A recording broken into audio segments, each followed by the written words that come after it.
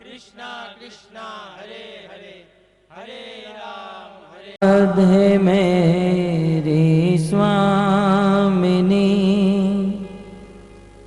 मैं राधे को दास, जन्म जन्म मोह दीजियो,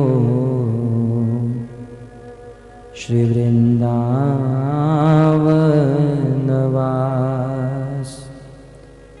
राधा तू बड़ भागिनी, कौन तपस्या कीन, तीनों लोक के नाथ है, सो तेरो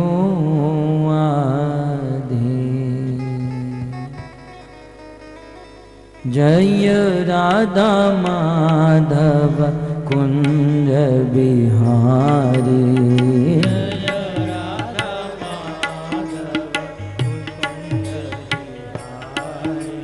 जय राधा माधव कुंज बिहारी, जय राधा माधव कुंज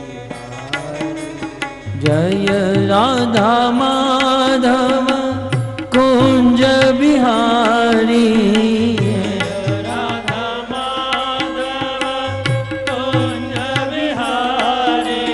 जय राधा माधव कुंज बिहारी, राधा माधव कुंज बिहारी, गोपी जन वल्लभ गिरिवरधारी, गोपी जन वल्लभ गिरिवरधारी,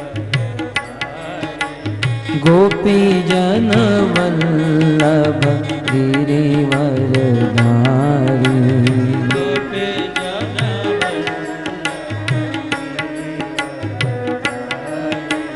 जय राधा माधव कुंज बिहारी,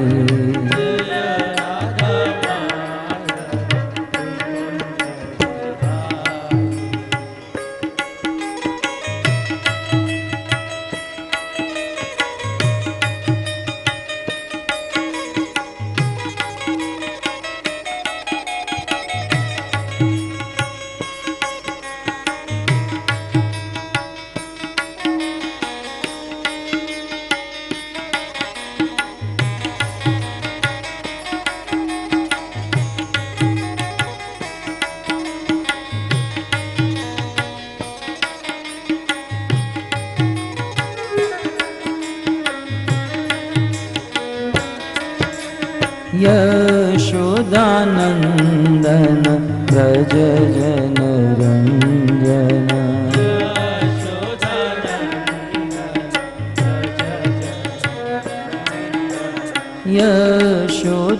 यशोदानंदन व्रज जन रंजन,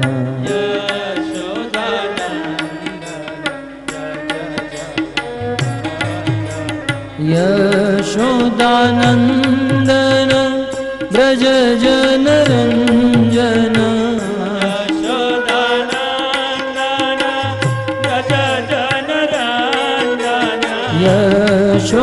यशोदानंदन व्रज जन रंजन,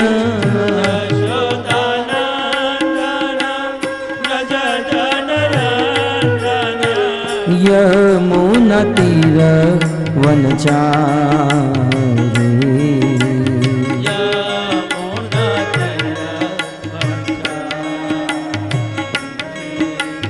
यमुना तीर वनचारी,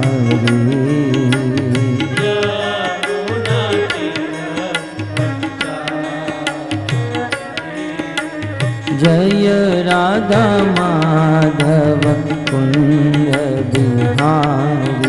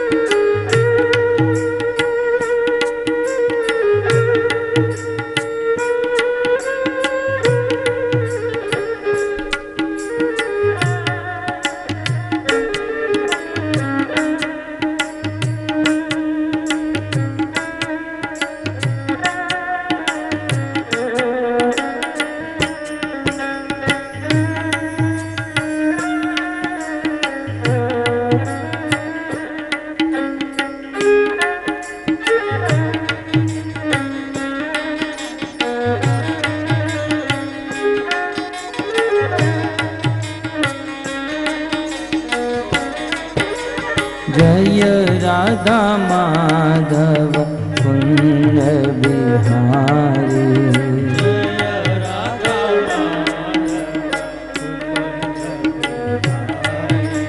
जय राधा माधव कुंज बिहारी।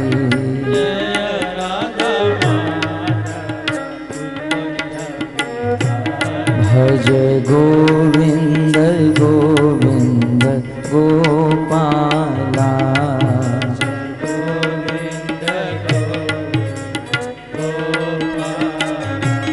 भज गोविंद गोविंद गोपाला।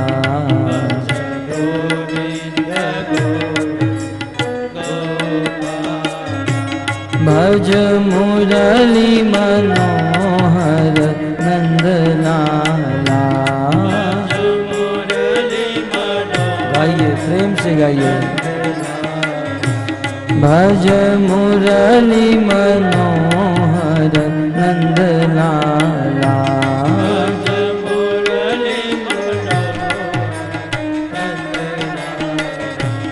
भज गोविंद गोविंद गोपाला।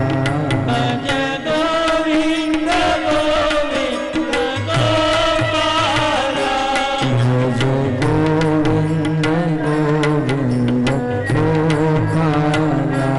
भज गोविंद गोविंद गोपाला।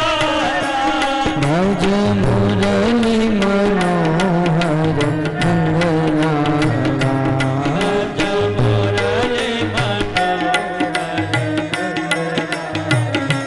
भज मुरली मनोहर नंदलाला।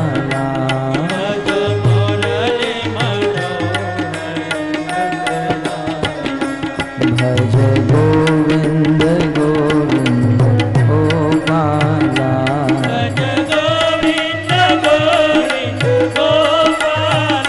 भज गोविंद गोविंद गोपाला।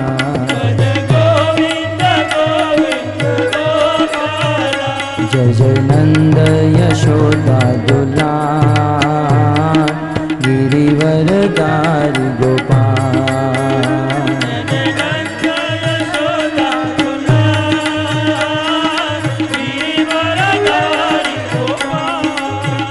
जय जय नंद यशोदा दुलार गिरिवर दारी गोपाल।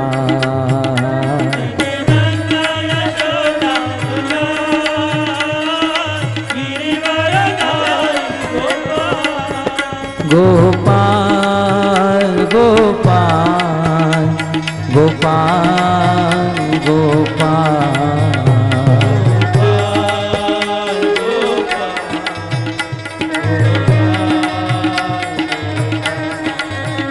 गोपाल गोपाल गोपाल गोपाल।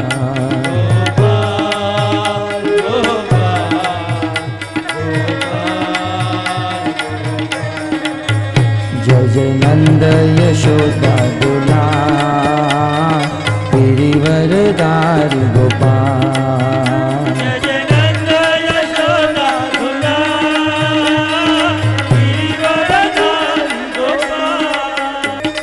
हरे कृष्णा कृष्णा कृष्णा हरे हरे। हरे रामो राम राम हरे हरे।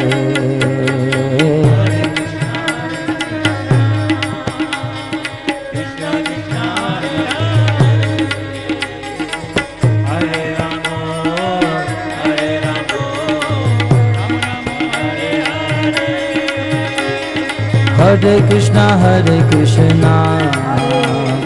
कृष्णा कृष्णा हरे हरे। हरे रामो राम राम हरे हरे।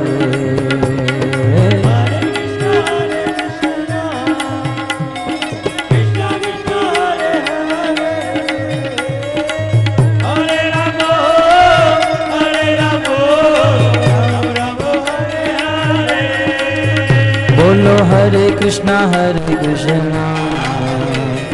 कृष्णा कृष्णा हरे हरे, हरे राम हरे राम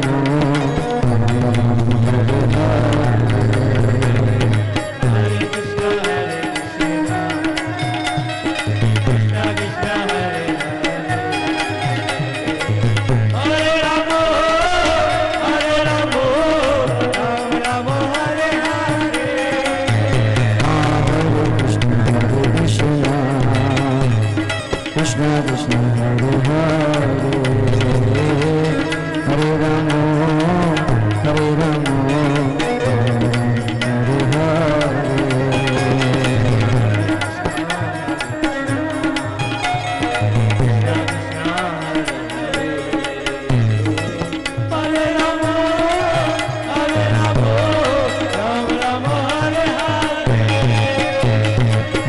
कृष्णा कृष्णा कृष्णा हरे हरे, हरे राम हरे राम हरे हरे।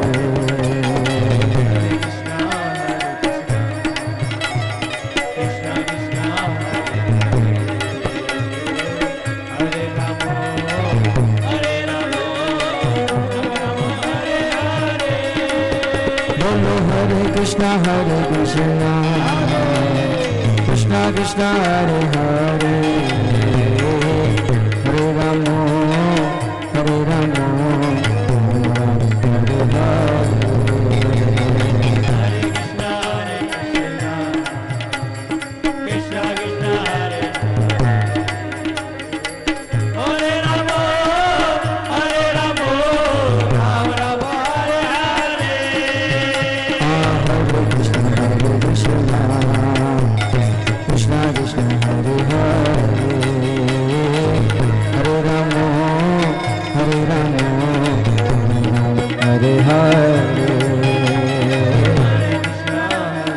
प्रेम से गाइए। हरे राम राम राम हरे हरे। नाम महाधन है अपनो, नहीं दूसरी संपत्ति और कमानी। नाम महाधन है अपनो, नहीं दूसरी संपत्ति और कमानी। छोड़ यटा जग की, हमको कुटिया ब्रजमानी बनानी। हमको कुटिया ब्रजमानी बनानी। तूक मिले रसिकों की सदा, और पीबन को यमुना जल पानी। तूक मिले रसिकों की सदा, और पीबन को यमुना जल पानी। हमें औरन की परवाह नहीं,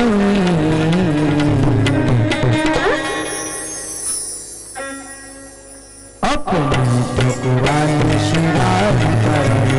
अपनी ठकुराई श्रीराज करनी।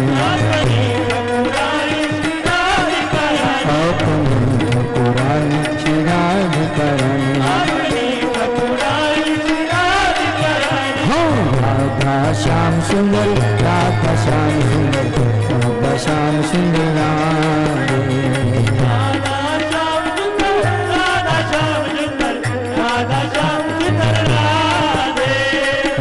राधा श्याम सुंदर, राधा श्याम सुंदर, राधा श्याम सुंदर राधे।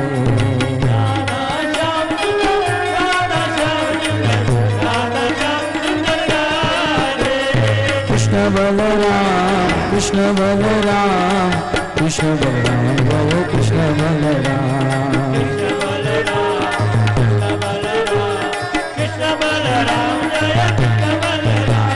कृष्ण बलराम कृष्ण बलराम कृष्ण बलराम जय कृष्ण बलराम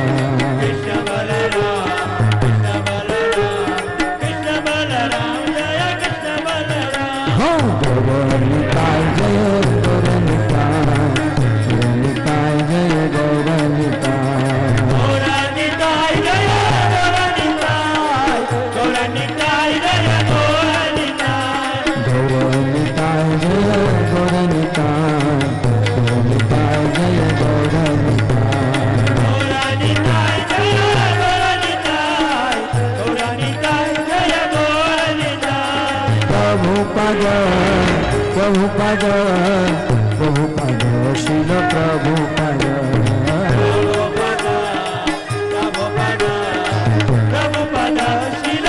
जय प्रभुपद प्रभुपद प्रभुपद शिल प्रभुपद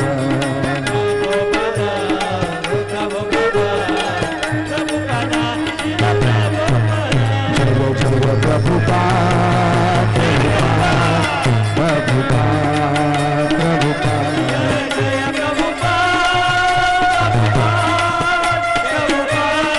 नित्य गौर हरि बोल हरि बोल हरि बोल हरि बोल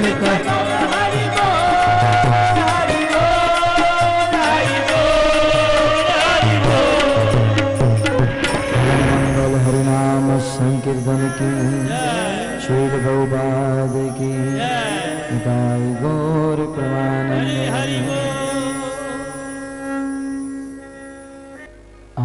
आराध्यो भगवान् ब्रजेशतनय तद्धाम वृन्दावन रम्या काचिदुपासना ब्रजबधू वर्गेणया कल्पिता श्रीमद्भागवतं प्रमाणममलम्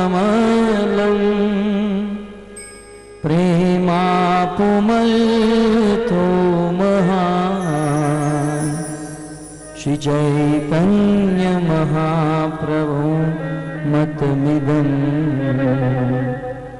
तत्रादरो नः पर श्रीचैतन्यमहाप्रभु मतमिदम् तत्रादरो नः पर वंशी विभूषितकरा नवनीरदाभा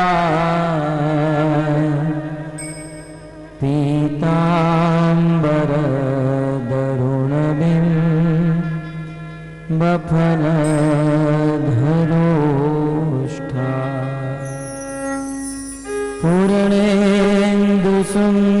पूर्णेन्दुसुन्दरमुखात् अरविन्दनेत्रा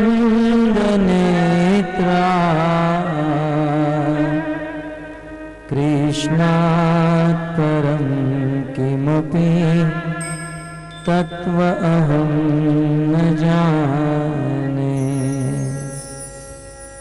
योऽन्तः प्रविश्य मम वा चमिमां प्रसुप्ता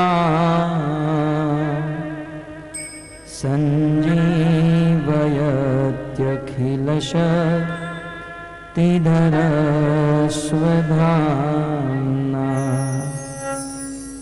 अन्याश्च हस्तचरण श्रवणत्वगादि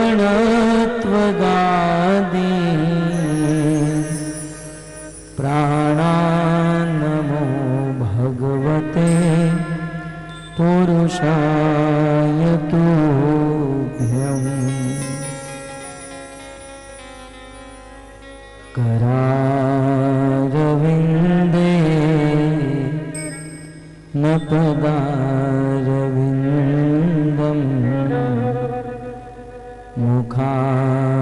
मुखारविन्दे विनिवेशयन्तं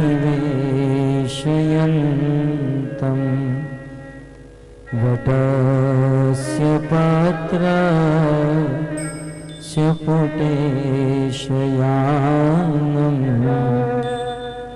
बालं मुकुन्दं मनसा स्मरामि। श्रीकृष्ण गोविन्द हरे मुरारे, हे नाथ नारायण वासुदेव,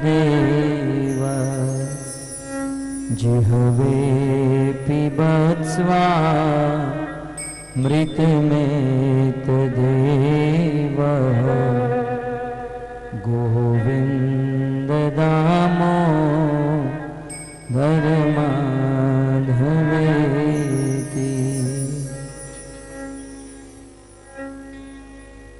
जय जय श्री राधा रमण, जय जय नवल किशोर, जय गोपी चित चोर प्रभु, जय जय माखन चोर। श्री कृष्णचंद्र भगवान की। आप सब भक्तों का अंतर्राष्ट्रीय कृष्ण भावनामृत संघ की ओर से प्रस्थापित श्रीमद् भागवत कथा के चतुर्थ दिवस में हार्दिक स्वागत करते हैं।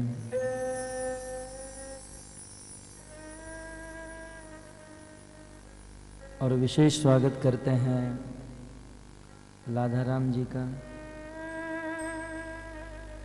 जो मुंबई से आए हैं।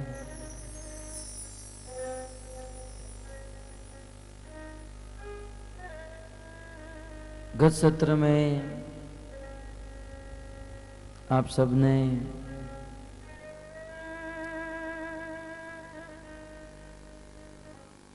किस प्रकार महाराज परीक्षित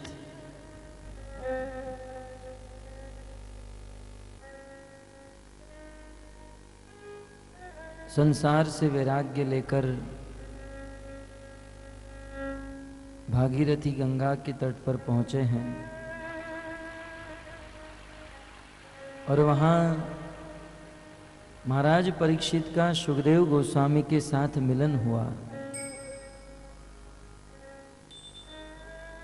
सुखदेव गोस्वामी का आगमन होते ही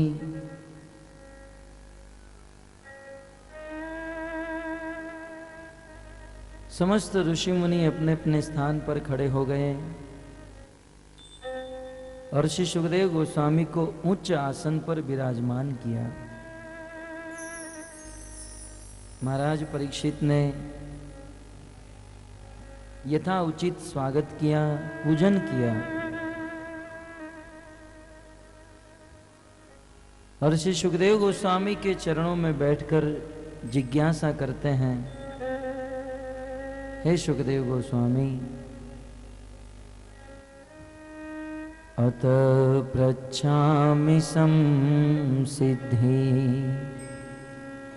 योगिनां परमं गुरुं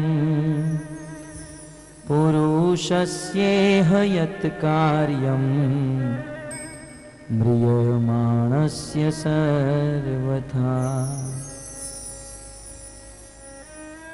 हे परम विरक्त चूड़ामणि सुखदेव गोस्वामी, आप मुझे यह बताइए कि मेरे जैसे म्रियमाण व्यक्ति के लिए क्या कर्तव्य है। मेरी तरह जो म्रियमाण है, मरण धर्मा है, जो एक दिन मरने वाला है और 7 दिन के बाद मेरी मृत्यु है, बताइए मेरे जैसे व्यक्ति को क्या करना चाहिए। बहुत सुंदर प्रश्न है। वैसे हमें लगता है कि यह प्रश्न महाराज परीक्षित अपने लिए पूछ रहे हैं, परंतु महाराज परीक्षित का यह प्रश्न उनके लिए नहीं, हम सब के लिए है। म्रियमाणस्य सर्वथा, जो सर्वथा म्रियमाण है, ऐसे मनुष्य के लिए क्या कर्तव्य है? भक्तों, महाराज परीक्षित तो 7 दिन के बाद मरने वाले हैं। 7 दिन के पहले मर नहीं सकते हैं, परंतु हमारे जीवन का कोई भरोसा नहीं है। हम 7 दिन के बाद मर सकते हैं, 7 घंटे के बाद मर सकते हैं, और 7 मिनट के बाद भी मर सकते हैं। तो वास्तव में ये प्रश्न हम सब मनुष्यों के लिए है। जो मरण धर्मा है, म्रियमाण है, ऐसे व्यक्ति को क्या करना चाहिए? परीक्षित जी कहते हैं, मैं जानता हूं कि आप एक स्थान पर ज्यादा समय तक नहीं रुकते हो, परंतु मुझे बहुत कम दिनों में मरना है, इसलिए भगवत प्राप्ति का उपाय बताइए। परीक्षित महाराज की चिंता को देखकर श्री सुखदेव गोस्वामी कहते हैं, राजन, तुम्हें किसी भी प्रकार की चिंता करने की आवश्यकता नहीं है। हमारे इतिहास में खटवांगो नाम राजर्षि, खटवांग नाम के एक राजा हुए, जिन्होंने मात्र 2 घड़ी में भगवान को प्राप्त कर लिया। यह राजा थे और इतने पराक्रमी राजा थे, देवता भी उनको युद्ध करने के लिए बुलाते थे। एक बार देवताओं ने युद्ध करने के लिए बुलाया। राजा खटवांग स्वर्ग लोक में गए, असुरों को हरा दिया। इंद्र प्रसन्न हो गए। खटवांग जी, आपकी कृपा से, आपके सहयोग से हम आज युद्ध जीते हैं, आपको जो चाहिए वो मांग लो। तब राजा खटवांग देवराज इंद्र को कहते हैं कि आप मुझे मुक्ति दे सकते हो, वैकुंठ दे सकते हो। इंद्र ने कहा, हम मुक्ति नहीं दे सकते हैं। भक्तों, इस संसार में मनुष्य की बात दूर रही, सबसे बड़े देवता और देवताओं के राजा इंद्र भी मुक्ति नहीं दे सकते हैं। थोड़ा बहुत धन संपत्ति सुख इत्यादि दे सकते हैं, लेकिन मुक्ति तो एकमात्र मुकुंद कृष्ण ही दे सकते हैं, अन्यथा ये किसी के बस की बात नहीं। भाई, मैं मुक्ति नहीं दे सकता। तब खटवांग राजा ने पूछा, तो देवराज इंद्र, आप इतना बता सकते हो कि मुझे कितने साल तक जीना है, मेरा जीवन कितना है? इंद्र ने राजा खटवांग का जीवन देख लिया, चिंतित हो गए। बोले, बताओ इंद्र, मुझे कितना जीना है? इंद्र ने कहा, राजन, बड़े दुख की बात है, आपके जीवन में मात्र 2 घड़ी बची है, आप 2 घड़ी में मरने वाले। राजा खटवांग ने कहा, इंद्र, मुझे 1 घड़ी में पृथ्वी लोक पर भेज सकते हो? बोले, हाँ, तुरंत भेजो। इंद्र ने राजा खटवांग को 1 घड़ी में इस पृथ्वी लोक पर गंगा के तट हरिद्वार में पहुंचा दिया, और 1 घड़ी अपने जीवन में बची थी, उस 1 घड़ी में भगवान श्री कृष्ण का स्मरण किया और भगवान के धाम को प्राप्त हो गए। 2 घड़ी में राजा खटवांग भगवान के धाम को प्राप्त कर गए। परीक्षित, तुम्हारे पास तो 7 दिन है, तुम्हें चिंता करने की आवश्यकता नहीं। मैं तुम्हें भगवत कथा सुनाऊंगा, बस तुम भगवत कथा को सुनो और अपना मन भगवत कथा में लगाओ।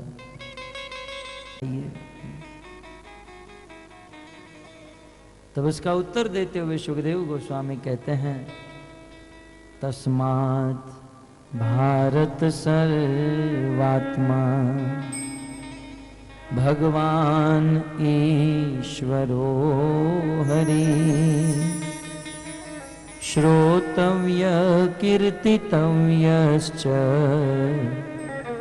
स्मर्तव्यश्च इच्छताम अभयम। हे भारत,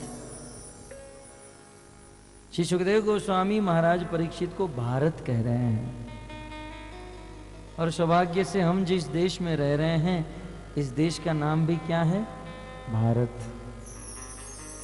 और उसमें भी 15 अगस्त के दिन हम बोलते हैं, गर्व से कहो हम भारतीय हैं।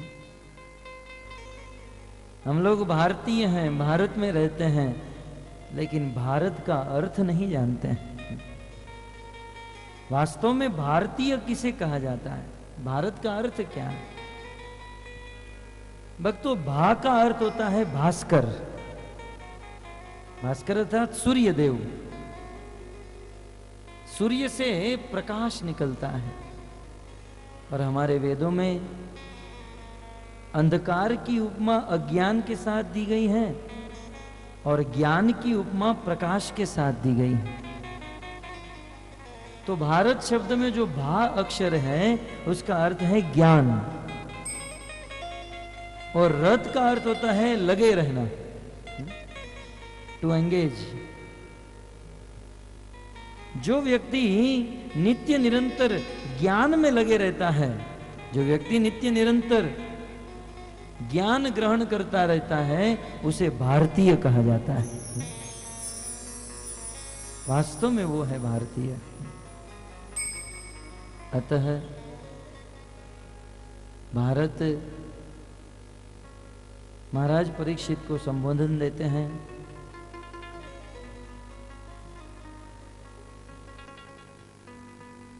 और कहते हैं कि हे परीक्षित,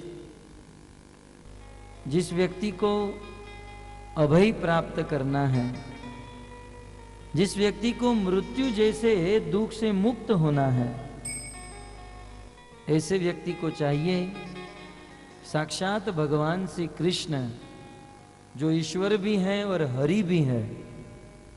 भगवान ईश्वरो हरि, ऐसे भगवान श्री कृष्ण की कथा सुननी चाहिए, ऐसे भगवान श्री कृष्ण का नाम लेना चाहिए और ऐसे भगवान श्री कृष्ण की लीला का स्मरण करना चाहिए।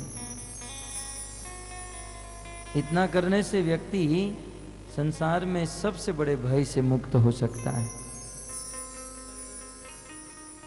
तत्पश्चात सुखदेव गोस्वामी कहते हैं कि संसार में समस्त मनुष्यों की कुछ ना कुछ इच्छा होती है, हृदय में कुछ लालसा होती है। कहते हैं जिसके हृदय में जिस प्रकार की इच्छा होती है, उस व्यक्ति को उस देवता के पास जाना चाहिए। यदि किसी को ब्रह्म तेज चाहिए, ध्यान से सुनिएगा, बहुत लंबा लिस्ट है, ये सुखदेव गोस्वामी प्रारंभ में बता रहे हैं। जिसको ब्रह्म तेज चाहिए उसे बृहस्पति की पूजा करनी चाहिए। और जिसको इंद्रिय बल चाहिए उसको अखाड़े में या जिम में जाने की जरूरत नहीं। कहते हैं इंद्रिय बल जिसको चाहिए उसको इंद्र देवता की पूजा करनी चाहिए। जिसको संतान की इच्छा है उसे प्रजापति की पूजा करनी चाहिए। इस संसार में किस देवता की कब भक्ति करना, यह भी बहुत बड़ी बुद्धिमानी है। कुछ लोगों को संतान की इच्छा होती है और हनुमान जी के पास जाते हैं, हनुमान जी से निवेदन करते हैं, हनुमान जी महाराज यदि हमें संतान की प्राप्ति हो जाए तो आपको 10 किलो लड्डू चढ़ाऊंगा। हनुमान जी महाराज बेचारे बाल ब्रह्मचारी हैं। संतान चाहिए तो पार्वती की पूजा, प्रजापति की पूजा करनी चाहिए। यदि किसी को लक्ष्मी चाहिए तो माया देवी की पूजा करनी चाहिए। धन की इच्छा वाले को वसु की पूजा करनी चाहिए। बल की जिनको इच्छा है उसे रुद्रगण की पूजा करनी चाहिए। जिनको अपने शरीर का तेज बढ़ाना है ब्यूटी पार्लर में नहीं जाना चाहिए। इसमें लिखा है तेजस कामो विभा वसुम पूजेत। जिनको अपने शरीर का तेज बढ़ाना है उसे अग्नि देवता की पूजा करनी चाहिए। ये सारा लिस्ट याद रखिएगा। कुछ लोग कहते हैं हमारे घर पर अनाज की बहुत कमी है। जिसको अनाज चाहिए उसे अदिति की पूजा करनी चाहिए। जिसको स्वर्ग में जाना है उसे देवताओं की पूजा करनी चाहिए। जिसको राज्य चाहिए, ये नेताओं के लिए है, जिसको राज्य चाहिए, राजस कामों, उसे विश्व देवता की पूजा करनी चाहिए। और जिसको अपनी प्रजा को अनुकूल बनाना है, प्रजा को अनुकूल बनाने के लिए साध्य देवता की पूजा करनी चाहिए।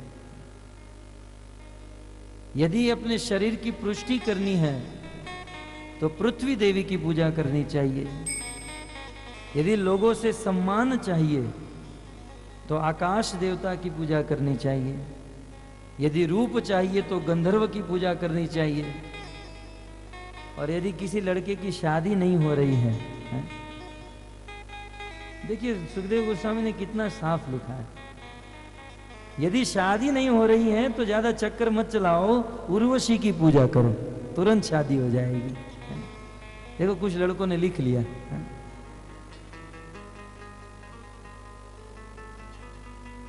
यदि स्त्री चाहिए तो उर्वशी की पूजा करनी चाहिए। स्वामी बनना है तो ब्रह्मा जी की पूजा। यदि अपनी कीर्ति संसार में व्याप्त करनी है तो यज्ञ देवता की पूजा करनी चाहिए। यदि भोजन चाहिए तो वरुण देवता की पूजा करनी चाहिए।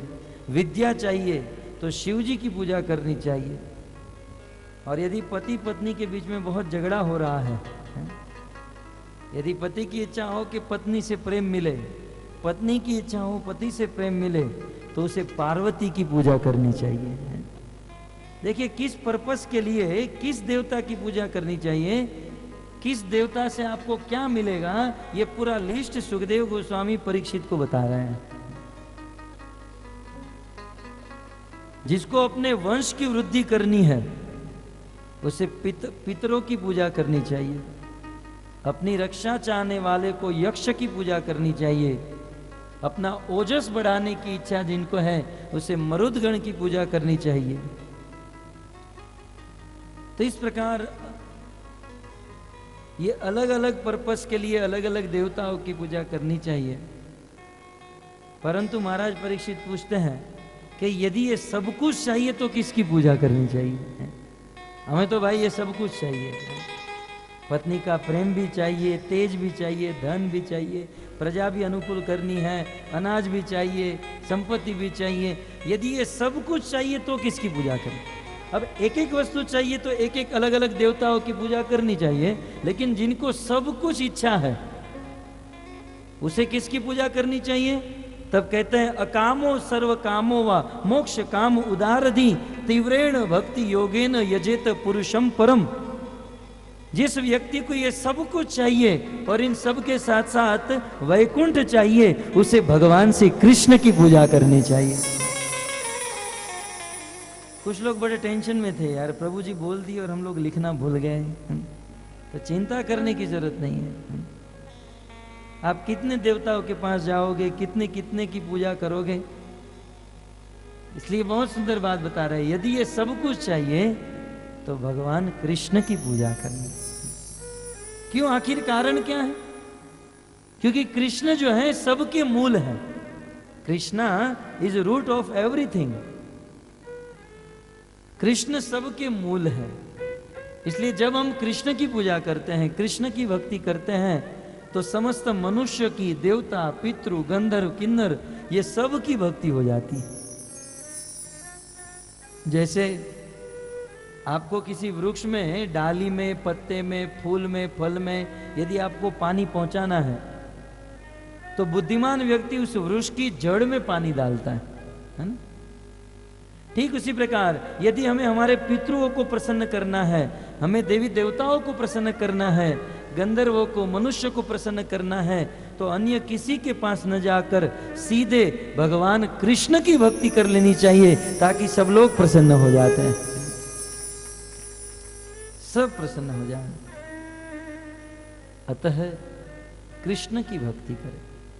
इस प्रकार सुखदेव गोस्वामी ने अनेकों अनेकों सिद्धांत महाराज परीक्षित को सुनाए, और महाराज परीक्षित भी सुखदेव गोस्वामी के प्रति अनेकों जिज्ञासा करने लगे।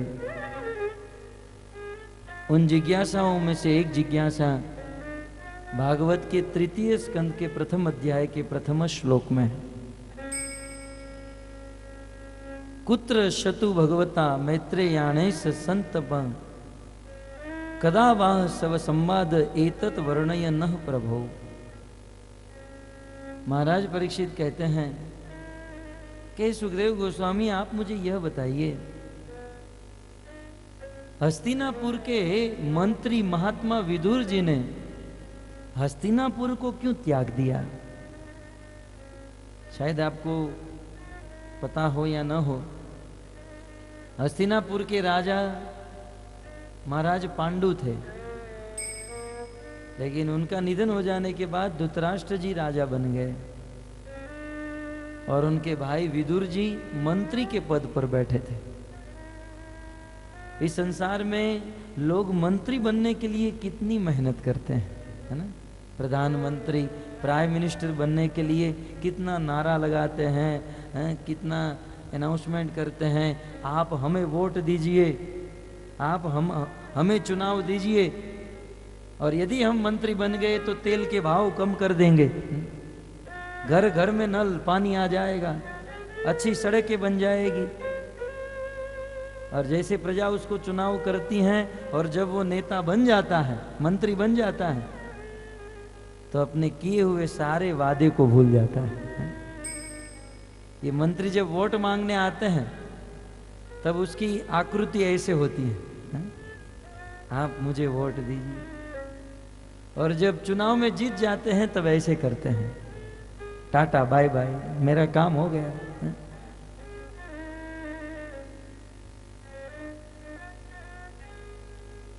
मेरे कहने का अर्थ यह है कि लोग मंत्री बनने के लिए बहुत मेहनत करते हैं, और मंत्री पद से निकल जाना, मंत्री को जब मंत्री पद से निकाला जाता है तो कुछ दिन तो वो घर से बाहर नहीं निकलता है, बेचारे को बहुत बड़ा सदमा पहुंच जाता है। तो जिस मंत्री पद को प्राप्त करने के लिए लोग बहुत मेहनत करते हैं, जिस मंत्री पद को त्यागना बहुत मुश्किल है, ऐसे पूरी दुनिया के मंत्री पद पे महात्मा विदुर जी थे। तो विदुर जी ने मंत्री पद को क्यों त्याग दिया? जानबूझकर अपने से मंत्री पद को त्याग दिया, आखिर कारण क्या था?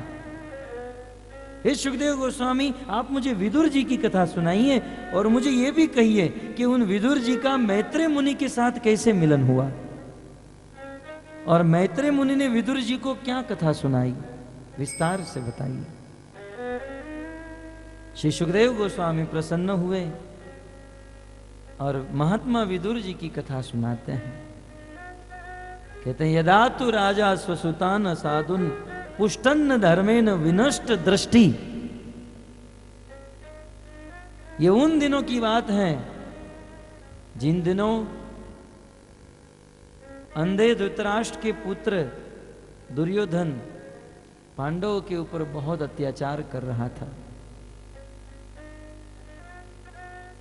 धृतराष्ट्र अंधे थे ही, परंतु दुर्योधन भी बुद्धि से अंधा था, और अनेकों प्रकार के अत्याचार अनीति करके पांडवों को मारने का प्रयास किया। लाक्षागृह में आग लगाकर मारने का प्रयास, भीम को जहर के लड्डू खिलाकर मारने का प्रयास किया, 12 वर्ष तक वनवास देकर उस वनवास में भी मारने का प्रयास किया। अनेकों प्रकार का छल कपट करके दुर्योधन ने पांडवों को बहुत बहुत परेशान किया। यह दृश्य महात्मा विदुर से नहीं देखा गया। भक्त शास्त्र का एक सिद्धांत है जिस सभा में जहां पर वैष्णव का अनादर हो रहा हो, वैष्णव का अपमान हो रहा हो, यदि हमारे में ताकत हो तो वैष्णव का अपराध करने वाले की जीभ खींच लेनी चाहिए। ये बात रामायण में लिखी गई है। विदुर, महात्मा विदुर जी उस भरी सभा में धृतराष्ट्र जी को कहने लगे, महाराज मैं आपका मंत्री हूं इसलिए मंत्रणा दे रहा हूं। ये आपका पुत्र दुर्योधन अधर्मी है, अधर्म कर रहा है, और अभी भी आपके पास समय है, आपके पुत्र को आप रोक दीजिए। ये बार बार अनीति अधर्म कर रहा है और आप उसे रोक नहीं रहे। अभी भी आपके पास समय है, इसे रोक दीजिए। भरी सभा में जब दुर्योधन को भला बुरा कहा गया, तब दुर्योधन से नहीं रहा गया। दुर्योधन क्रोधित हो गया और क्रोध में आकर कह दिया, कएव मात्रेण जुहाव जिस्मम दास्या सुतम यद बलिनेव पुष्ट। अरे विदुर जी, तुम हमारे सामने क्या बोल रहे हो? तुम अपनी औकात मत भूलो, तुम दासी के पुत्र हो। दासी के पुत्र होकर इस प्रकार की बात कर रहे हो? अरे तुम जिस थाली में खा रहे हो उसी थाली में छेद कर रहे हो। इस प्रकार से जब दुर्योधन ने कटु वचन कहे और महात्मा विदुर जी ने देखा कि यहां पर ये लोग पांडवों जैसे वैष्णव का अनादर करना बंद नहीं करेंगे, इसलिए तुरंत महात्मा विदुर जी ने अपने मन में तय कर लिया कि जिस सभा में, जिस राज्य में जहां पर वैष्णव का अनादर हो रहा हो, वहां पर एक घड़ी भी रुकना नहीं चाहिए। विदुर जी उस स्थान को छोड़कर तुरंत निकल गए। मंत्री थे लेकिन क्षत्रिय की तरह रहते थे। हस्तिनापुर के द्वार पर अपने धनुष बाण को छोड़कर विदुर जी निकल गए। सुखदेव गोस्वामी कहते हैं, विदुर जी हस्तिनापुर को त्याग कर क्या निकल गए? हस्तिनापुर में रहने वाले समस्त लोगों की आयु को लेकर चले गए। जिस दिन से महात्मा विदुर हस्तिनापुर को छोड़कर गए हैं, उस दिन से हस्तिनापुर में रहने वाले सब लोगों की मृत्यु की तारीख पक्की हो गई। भक्तों, जिस समाज से वैष्णव का अनादर किया जाता है, जिस समाज में से वैष्णव रूठ जाते हैं, उस समाज का पतन बहुत जल्दी हो जाता है। ये केवल महाभारत की बात नहीं, रामायण में भी आप देखें, रावण बहुत दुराचारी था, दुष्ट था, लेकिन रावण के साथ महाभागवत उनका भाई विभीषण रहता था। जब तक विभीषण रावण के साथ था, दुनिया की कोई ताकत रावण को मार नहीं सकती थी। यहां तक भगवान भी रावण को न मार सकते जब तक विभीषण रावण के साथ थे। लेकिन जिस दिन रावण ने विभीषण को लात मार के निकाल दिया, रावण ने विभीषण को लात नहीं मारी, रावण ने अपनी आयु को, अपने जीवन को लात मार दी, और उस दिन से रावण के मृत्यु का दिन पक्का हो गया। और जिस दिन से विभीषण रावण को छोड़कर निकले, उस दिन से रावण अपने जीवन की उल्टी गिनती प्रारंभ हो गई। जीवन में अच्छे कार्य न कर सके तो कोई बात नहीं, परंतु किसी वैष्णव का अनादर मत कीजिएगा। शास्त्र के इन इतिहासों से ये उपदेश प्राप्त होता है। विदुर जी निकल गए हस्तिनापुर को छोड़कर और सीधे गए हैं वृंदावन में। वृंदावन जहां पर गिरिराज गोवर्धन है, जहां पर यमुना नदी है, जहां पर राधा कुंड, श्याम कुंड इत्यादि भगवान के चरणों से अंकित वृंदावन की भूमि आज भी परम पवित्र है। ऐसे स्थान पर विदुर जी चले गए और वृंदावन में विदुर जी का उद्धव जी के साथ मिलन हुआ। विदुर जी उद्धव जी से पूछते हैं, बताओ उद्धव जी, हमारे प्रभु कृष्ण किस स्थिति में है? आप तो कृष्ण के मित्र हो, सखा हो, कृष्ण क्या कर रहे हैं? उद्धव जी ने बचपन से लेकर पूरे जीवन तक कृष्ण की सारी लीला का संक्षिप्त में वर्णन किया। और अंत में उद्धव जी कहते हैं कि हे विदुर जी, अनर्थ हो गया, भगवान श्री कृष्ण हम सबको छोड़कर चले गए। परंतु जब कृष्ण इस धराधाम को छोड़ रहे थे, तब जाते जाते वे आपका नाम ले रहे थे। विदुर जी तो दंग रह गए, बोले मेरा नाम? बोले हाँ। जब इस संसार को छोड़कर भगवान श्री कृष्ण जा रहे थे, तब कृष्ण ने मुझे और मैत्रेय मुनि को भागवत का ज्ञान दिया। और जाते जाते मैत्रेय मुनि को कहकर गए कि मेरे चाचा, मेरे भक्त विदुर जी जब आपके पास आएंगे तो ये भागवत का ज्ञान उन्हें सुना दीजिएगा।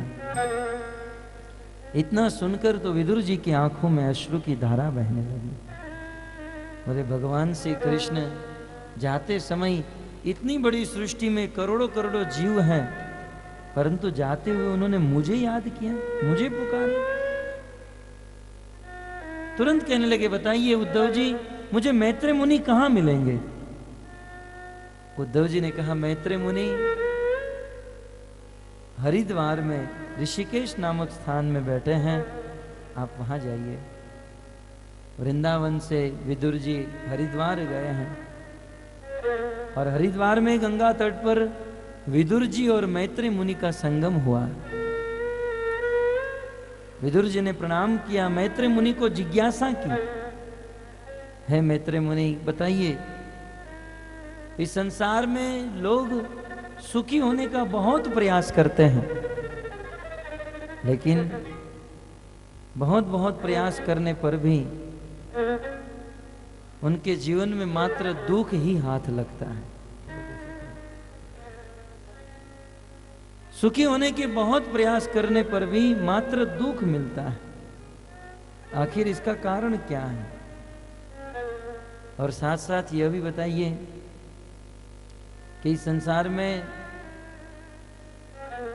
इस सृष्टि का निर्माण कैसे हुआ, इस सृष्टि में प्रजा की उत्पत्ति कैसे हुई। उस समय मैत्रेय मुनि विदुर जी को इस सृष्टि का काल क्रम वर्णन करते हैं। सर्वप्रथम सृष्टि के काल के विषय में ज्ञान प्रदान करते हुए कहते हैं कि हे विदुर जी, इस संसार में एक ऐसा चक्र है जो निरंतर घूमते रहता है। दुनिया के सब लोग मिलकर भी उस चक्र को रोकना चाहे फिर भी वह रुक नहीं सकता है। और वह चक्र क्या है? कहते हैं काल चक्र इमं भ्रमिम। काल रूपी जो चक्र है निरंतर घूमता रहता है। आज का दिन यदि हाथ से निकल गया तो ये दिन जीवन में फिर से कभी नहीं आएगा। भक्तों, इस संसार में जिन्होंने काल की महिमा को जान लिया उनका उद्धार हो गया। समय की वैल्यू को जो जानते हैं उनके जीवन की सदैव प्रगति होती है। समय के विषय में बताते हैं, पहले के जमाने में वेदों के अनुसार पल, लव, घटिका, घड़ी, इस प्रकार से समय की गिनती होती थी। परंतु वर्तमान में तो सब लोग सेकंड से समय की गिनती करते हैं। जब 60 सेकंड होती है तब 1 मिनट समाप्त होती है। ऐसी 60 मिनट जब मिलती है तब 1 घंटा होता है। ऐसे 24 घंटा जब बीतते हैं तब 1 दिन समाप्त होता है। ऐसे 30 दिन जब बीतते हैं तब 1 महीना समाप्त होता है। ऐसे 12 महीने जब बीतते हैं तब 1 साल समाप्त होता है। ध्यान से सुनिए, जब ऐसे 4,32,000 वर्ष बीतते हैं तब 1 कलयुग की अवधि समाप्त होती है। हम लोग अभी कलयुग में जी रहे हैं ना। ये कलयुग की अवधि कितनी लंबी है? 4,32,000 वर्ष। और अभी कलयुग का कौन सा वर्ष चल रहा है? 5,000वां वर्ष। 5000वां वर्ष चल रहा है और 4,32,000 वर्ष का यह कलयुग है। इसका अर्थ है कि अभी तो कलयुग का मात्र प्रारंभ है, आगे घोर कलयुग आएगा। 4,32,000 वर्ष का कलयुग, 8,64,000 वर्ष का द्वापर युग, 12,96,000 वर्ष का त्रेता युग और 17,28,000 वर्ष का सतयुग। समझ में आ गया? 4 युग है ना, कलयुग, द्वापर युग, त्रेता युग और सतयुग। ये चारों युगों की अवधि यदि हम मिलाएंगे तो होता है 43,20,000 वर्ष। 4 युग को जब हम मिलाते हैं तो 43,20,000 वर्ष होते हैं। ऐसे चतुर्युग जब 10,000 बार बीतते हैं, जब 10,000 चतुर्युग मिलते हैं, तब ब्रह्मा जी के 12 घंटा समाप्त होते हैं। ऐसे ही ब्रह्मा जी की 12 घंटे की रात्रि है। इसका अर्थ यह है कि जब इस पृथ्वी पर 8 अरब और 64 करोड़ वर्ष बीतते हैं, तब ब्रह्मा जी का एक दिन समाप्त होता है। इस पृथ्वी पर 8 अरब 64 करोड़ वर्ष बीतते हैं, तब ब्रह्मा जी का एक दिन समाप्त होता है। विचार कीजिए, मनुष्य की तुलना में ब्रह्मा जी की आयु कितनी लंबी है। ऐसे ब्रह्मा जी का एक दिन 8 अरब 64 करोड़ वर्ष का, ऐसे 30 दिन का महीना, और ऐसे ब्रह्मा जी 100 साल तक जीते हैं। ब्रह्मा की आयु कितनी लंबी, और ब्रह्मा इत्यादि के सामने हमारी आयु कुछ है ही नहीं, नहीं के बराबर। लेकिन काकभूषण जी गरुड़ जी से कहते हैं, गरुड़, कलयुग में मनुष्य की आयु बहुत कम है, सब आयु मिलाकर 5 दशा, कल पांत न जान गुमान असा। कुल मिलाकर 50, 60 या 70 साल की आयु कलयुग के जीवों की, लेकिन अभिमान कितना है कि हम कभी नहीं मरने वाले। आयु बहुत कम है, लेकिन प्लान कितने हैं, लगता है मानो ये आदमी अमर रहने वाला है, इतना तो प्लान होता है। ब्यावर में कुछ जमीन ले रखी है, कुछ मुंबई में ले रखी है, कुछ यहाँ ले रखी है, कुछ अजमेर में, यहाँ प्लॉट बनाएंगे, यहाँ फ्लैट बनाएंगे, यहाँ ये करेंगे, यहाँ ये करेंगे। जीवन में अनेकों प्लान, और वक्त तो इसी प्लान में व्यक्ति फंस जाता है, और ये काल चक्र है, वो तो घूमता रहता है। जीवन में जो अमूल्य समय मिला है, वह अमूल्य समय संसार की फजीहत में बिता देते हैं, बस प्लान करने में। अब रहने के लिए 6-8 इंच का कमरा चाहिए, 10 बाय 10 की रूम है, 3 टाइम रोटी और 2 जोड़ी कपड़े मिल जाए, व्यक्ति आराम से रह सकता है। लेकिन असंतोष होने के कारण इतने प्लान व्यक्ति बनाता है, जीवन भर प्लान बनाते रहता है, जीवन भर।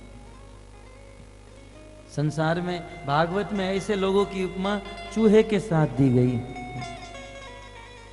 चूहा को आपने देखा होगा, चूहा खेत के एक कोने से अपना बिल बनाना शुरू करता है, खेत के दूसरे कोने से निकलता है, और वह चूहा भी, आप चूहे को कभी चलते हुए नहीं देखोगे, आप कभी देखिएगा, चूहा दौड़ते ही रहता है। वैसे आज का आदमी दौड़ते ही रहता है, बस दिमाग में प्लान ही घूमता है, यहाँ ये करेंगे, इतने चप्पल बेचेंगे, इतने बनाएंगे, ये करेंगे, प्लान। चूहे की तरह दौड़ते रहते हैं, एक अंधी दौड़। क्यों? प्लान। चूहा प्लान बनाता है कि यदि सांप बिल के इस रास्ते से आ गया तो मैं और एक रास्ता बनाऊंगा और वहां से भाग जाऊंगा, यहां से एक रास्ता बनाऊंगा, यहां से बनाऊंगा। जैसे आज के मनुष्य प्लान करते हैं कि एक बंगला बनाएंगे, एक फ्लैट बनाएंगे, उसमें ड्राइंग रूम बनाएंगे, बेडरूम बनाएंगे, अटैच बाथरूम बनाएंगे, यहाँ प्लान करेंगे, यहाँ प्लान। चूहे की तरह प्लान करते रहते हैं, और चूहा मस्त रहता है अपने प्लान में, और सांप सतर्क रहता है। बिल्कुल बाहर, बिल के बाहर बैठा रहता है सांप, और चूहा जैसे ही बाहर निकलता है, सांप गप करके खा जाता है। सारा प्लान धरा का धरा रह जाता है। ऐसे ही मनुष्य की हालत है, रात दिन प्लान प्लान प्लान करते रहता है और एक दिन काल आता है, हार्ट अटैक आ जाता है, मर जाता है। सारा प्लान सब कुछ धरा का धरा रह जाता है और वो उठ जाता है। इसलिए भक्तों काल की, समय की कीमत को समझना चाहिए। कुछ लोग कहते हैं, गांव में चाहे शहरों में बाजार में बैठते हैं ताश खेलते हैं, कुछ लोग मोबाइल में वीडियो गेम खेलते हैं। हम कहते हैं आप ये क्या करो, बोले टाइम पास कर रहा हूं। अरे मूर्ख, तू क्या टाइम पास करेगा, टाइम तुझे पास कर रहा है, हम क्या टाइम पास कर सकते हैं। यदि हम सतर्क नहीं न रहे तो समय हमको पास कर देगा। तो भक्तों समय हमको पास कर दे उसके पहले हमें कुछ भजन साधन कर लेना चाहिए। इस संसार की फजियत में नहीं फंसे रहना चाहिए। एक बार देवराज इंद्र को यह अभिमान था कि मुझे बहुत जीना है? और देवराज इंद्र स्वर्ग में बहुत प्लान कर रहे थे कि यहाँ ड्राइंग रूम, यहाँ बेडरूम, जैसे हम लोग करते हैं।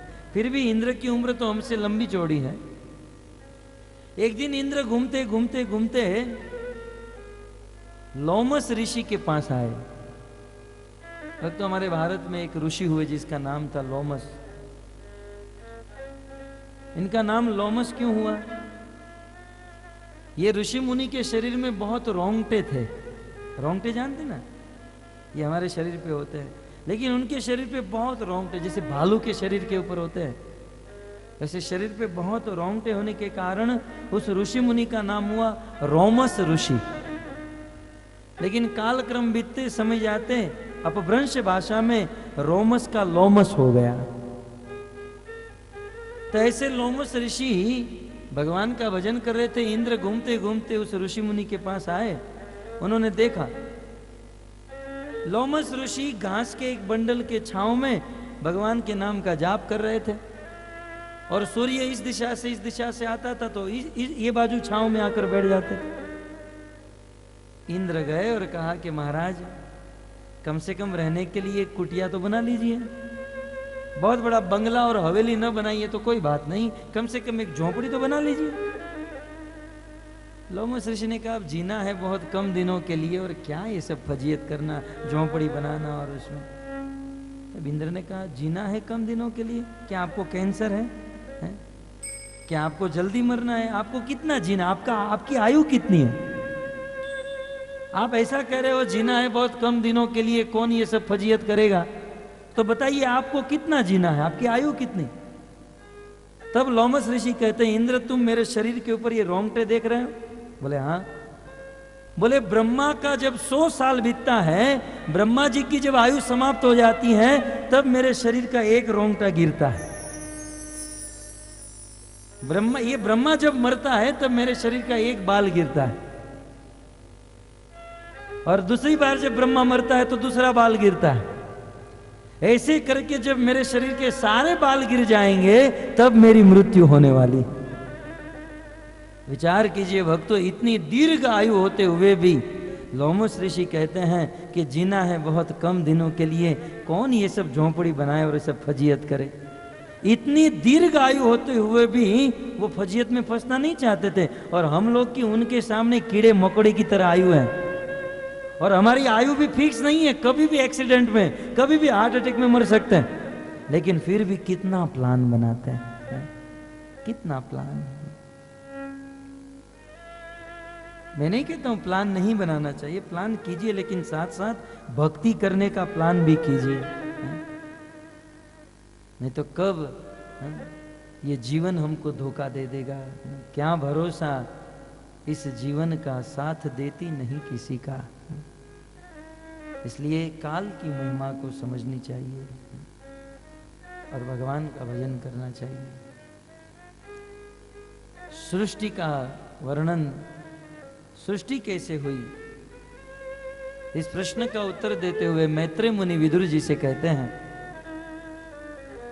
कि हे विदुर जी, सर्वप्रथम भगवान श्री कृष्ण से बलदेव जी उत्पन्न हुए, बलदेव जी से संकर्षण, वासुदेव, अनिरुद्ध और प्रद्युम्न उत्पन्न हुए, और महासंकर्षण से महाविष्णु प्रकट हुए, महाविष्णु के प्रत्येक रोमकूप से अनेकों ब्रह्मांड उत्पन्न हुए।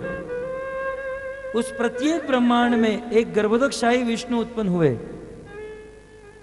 उस गर्भोदकशाही विष्णु की नाभि से एक कमल प्रकट हुआ और उस कमल से ब्रह्मा जी प्रकट हुए। देखिए सृष्टि कैसे हुई, बता रहे हैं। ब्रह्मा जी प्रकट हुए। ब्रह्मा जी ने 100 साल तक तपस्या की। भगवान विष्णु प्रसन्न हुए, ब्रह्मा जी के सामने प्रकट हुए और भगवान विष्णु ने ब्रह्मा जी को वेदों का ज्ञान प्रदान किया और आज्ञा दे दी कि हे ब्रह्मा, आप संसार में जीवों की उत्पत्ति कीजिए। तब ब्रह्मा जी सर्वप्रथम अपने शरीर से 10 पुत्र को जन्म दिए। ब्रह्मा जी ने 10 पुत्र को प्रजा की उत्पत्ति करने के लिए लगाया, परंतु नहीं कर पाए।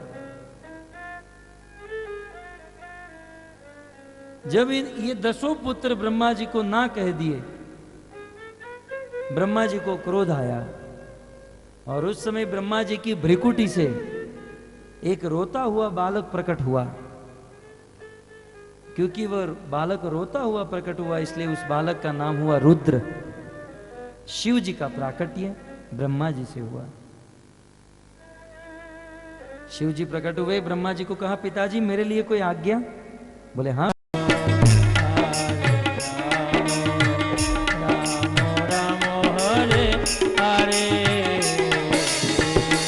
हरे कृष्णा कृष्णा कृष्णा हरे हरे,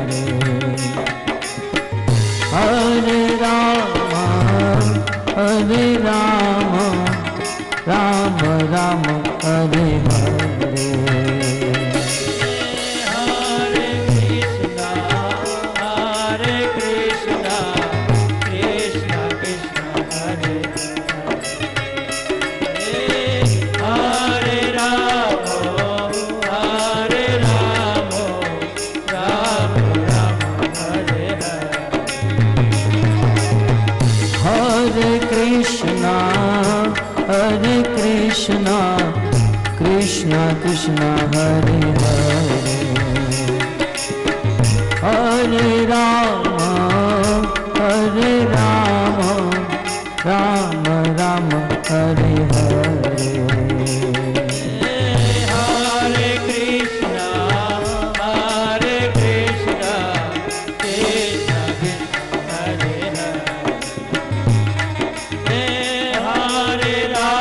हरे राम राम हरे हरे।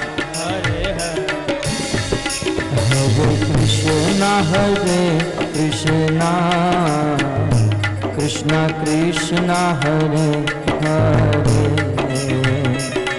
हरे राम राम राम हरे हरे।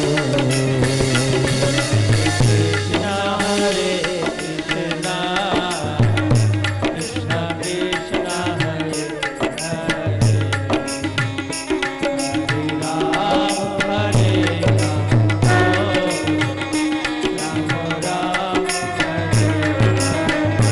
ब्रह्मा समेत समस्त देवता भगवान को स्तुति करने लगे।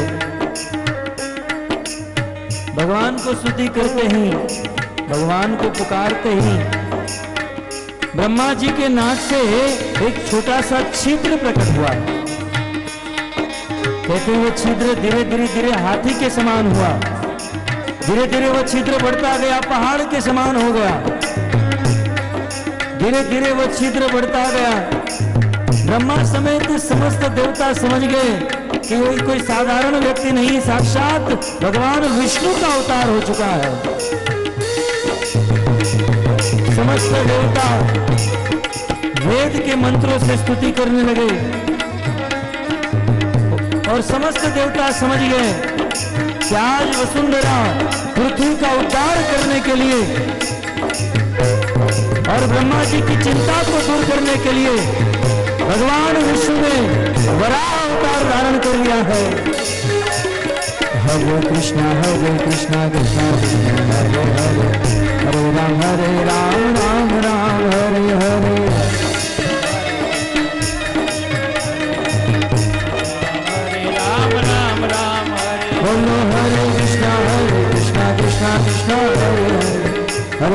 हरे राम राम राम हरे हरे।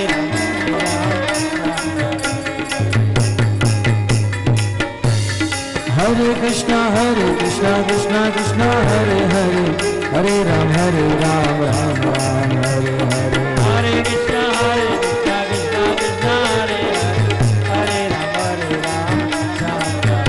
देवताओं की स्तुति करने से भगवान वराह ने अवतार धारण किया। उनका शरीर विकराल रूप से प्रकट हो गया। उनकी गर्जना से ब्रह्मांड कंपायमान होने लगा। उनका शरीर कठोर, चमड़ी के बाल कड़क, सफेद दांत और आंखों से करोड़ों सूर्य के समान प्रकाश पुंज निकल रहा है। भगवान वराह अपनी पूंछ ऊपर करके अपने मस्तक के बाल को हिलाने लगे। बादल तितर भीतर हो गए। वज्रमय पर्वत के समान भगवान वराह का विकराल शरीर गई पृथ्वी का उद्धार करने के लिए भगवान वराह ने समुद्र में छलांग लगाई। समुद्र दोनों भागों में बढ़ गया, पहाड़ के समान उछल गया। सर्वप्रथम रसातल में जाकर भगवान वराह ने अपनी पत्नी वसुंधरा को अपने दांत के ऊपर रखा। अपनी पत्नी वसुंधरा पृथ्वी का उद्धार किया। हिरणाक्ष जग गया। भगवान वराह और हिरणाक्ष के बीच में घमासान युद्ध होने लगा।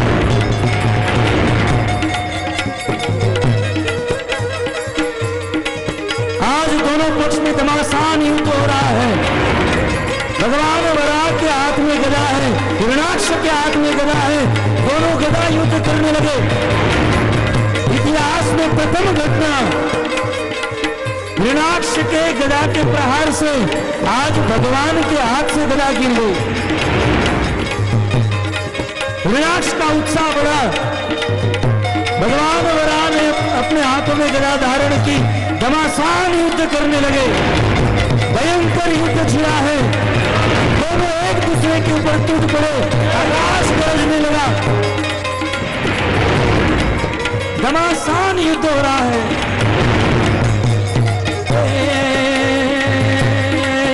कर सर पर सदार अमर कर अनुसर, पर परवर भर मेल करे। हर हर सूर्य वर्य पर यतियन कर, मधवर मन हर भैर बन। हर मन हर मटक लटक तट निकट मुकट शिर कंवर नम।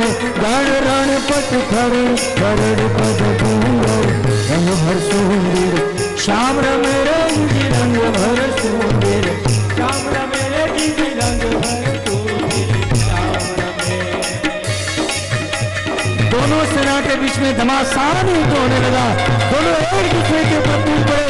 आज भगवान अत्यंत सुंदर लीला कर रहा है। तब डम डम बहादुर दब डम कट मोट मला